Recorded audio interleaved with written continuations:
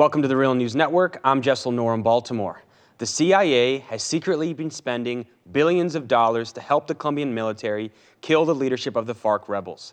That's according to a new Washington Post investigation titled Covert Action in Colombia. U.S. intelligence GPS bomb kits help Latin American nation cripple rebel forces.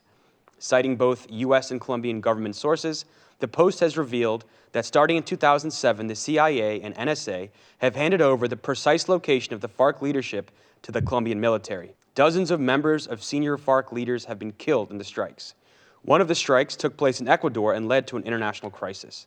In early 2010, the U.S. government transferred control of the GPS tracking technology over to the Colombian government, even though it's known as a leading human rights violator in the Western Hemisphere. Now joining us to discuss this is Mario Murillo. He's the chair of the Radio, Television, and Film Department at Hofstra University. He's been writing about Latin America for over 2 decades, author of the book Colombia and the United States, War, Unrest, and Destabilization. Thank you so much for joining us. It's great to join you. Thanks for having me. So Mario, the U.S. relationship with Colombia goes back decades. There's been billions of dollars of military aid sent to Colombia every year, especially over the last several decades. Talk about the implications and what this new report really tells us from the Washington Post.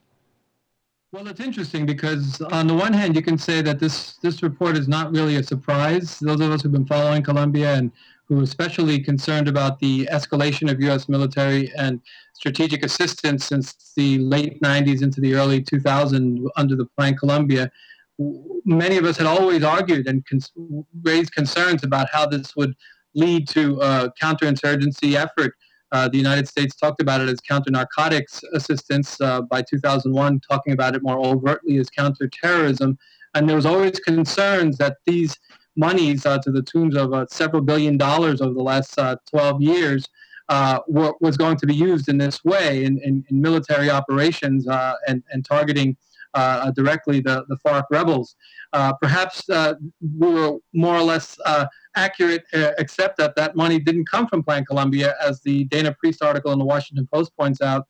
These were black ops money that basically has absolutely no oversight, no congressional oversight. There was considerable debate about Plan Colombia in the Congress based on the human rights concerns that you laid out earlier in your introduction, based on many other factors. And so I think we're surprised at the detail in which this report unfolds and the level of interference and involvement that the U.S. CIA has played. But we shouldn't be necessarily, because the U.S., as you pointed out also, has been directly involved in the counterinsurgency war really since the 1960s. And we could even go further back historically, but certainly since the FARC started. I make the argument in my book that, and many others have made it as well, that the FARC rebels in many respects emerged as a result in the 1960s as a result of the failure of the Colombian government to carry out any land reform measures and actually carrying out a dirty war campaign in the countryside under the guise and the leadership of President John F. Kennedy. So this is something that goes way back historically, and that I guess is just more intriguing, specifically with the details, the gory details that we see in the Dana Priest article. And on that note, there was just a recent Human Rights Watch report detailing further human rights violations by the Colombian government on that issue of land use and making land available for landless peasants in Colombia. But I want to talk more about this article. It actually it kind of reports on these findings without a critical look. I think it's fair to say. Should Americans be worried about this, considering now that the Colombian government has the technology to track anyone really anywhere and drop a bomb on them in that country? Again, going back to the point that Colombia, this government has a long history of human rights violations. Well, we can look at it from the Colombian standpoint, and we can look at it from the U.S. standpoint. From the U.S. standpoint, I think we should always be concerned when national security lawyers and folks in the White House determine that U.S. law is not being broken when you carry out targeted assassinations of anybody, whether it's in Yemen, whether it's in Iraq, whether it's in Afghanistan, and certainly in this case, as we see clearly, in Colombia and in surrounding areas. When you see the details of how U.S. officials were making and rationalizing and justifying attacks against the FARC violating international law and violating U.S. law. I think anybody in their right mind, especially without any government oversight, without any congressional or any other kind of oversight here in the U.S., I think we should all be concerned about it, right? They refer to it as self-defense. I don't think anybody can, in their right mind, argue that the FARC were direct threats to the United States. That Raul Reyes, the second in command of the FARC, who was killed in March of 2008 and detailed in the article by Dana Priest, carried out and posed a serious threat to the United States. But the U.S. officials justified it and basically were the ones who targeted and killed Raul Reyes. Sure, the person who pulled the trigger was a Colombian national, violating international airspace and attacking Ecuadorian sovereign territory. But that's certainly a U.S. action, belligerent action, and again, in the name of security and self-defense. And that's a problem for any American, I think, who takes seriously the rule of law. In terms of the Colombian standpoint, I think anybody who believes that the United States was looking for defending human rights and protecting the rights and the security of Colombia must raise questions about even the the U.S. officials who were quoted in the article saying that we were not targeting the paramilitary groups, the Autodefensas Unidas de Colombia, the United Self-Defense Forces of Colombia. Another known terrorist organization that was responsible, according to dozens of human rights reports over the last 20 years, for more than 70% of the human rights atrocities that were being carried out in Colombia.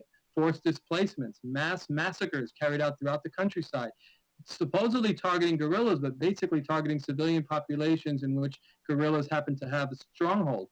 These paramilitary groups were working in conjunction with and direct cahoots with the Colombian state security forces, and that's not something that is undisclosed. Even the State Department reports and has evidence of that. But the United States, in their zealousness and their attempts to target the FARC as the lone and the primary terrorist organization in Colombia, is basically completely being hypocritical in its approach to security issues.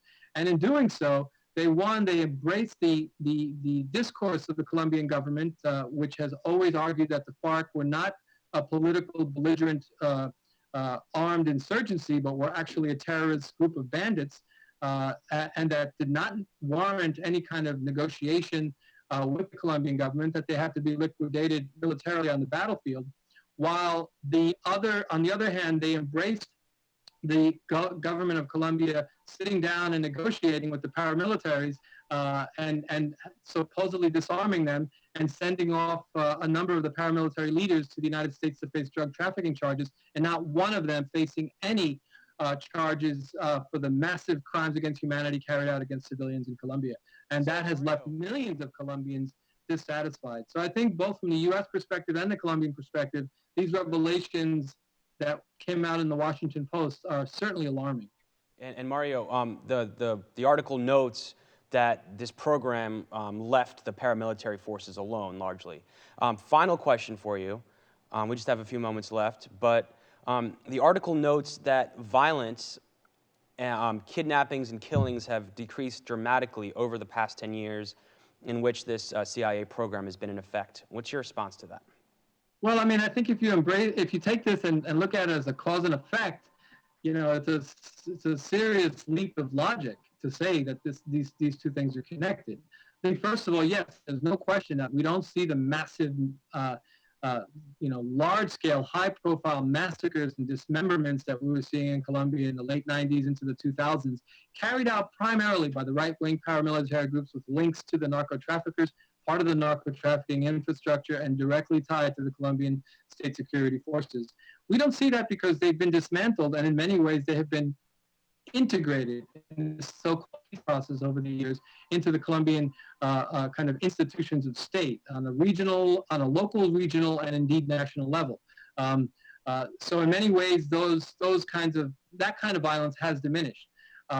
That doesn't mean that, and you can look at any newspaper report or any news media from Colombia today, you can talk to folks on the ground on a daily basis, and the targeted assassinations, specific assassinations of trade union leaders, of indigenous rights activists, of student organizations, peasant organizations, those continue unabated.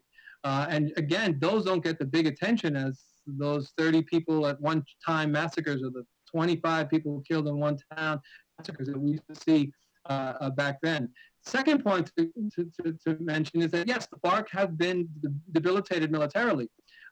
They have been decimated, as the report points out, and it's clear that this was not the work of the Colombian military. And this is where politically, internally, and it's kind of hard to explain to an American or a U.S.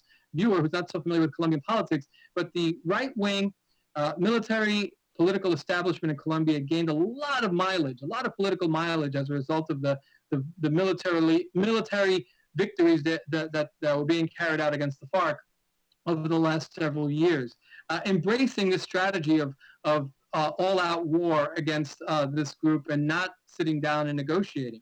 And in many ways, that's not the result of Colombian savvy or military capabilities, which has always been problematic for decades. That's why they've been at a stalemate for years. But it is the result of the FARC was at war with the United States.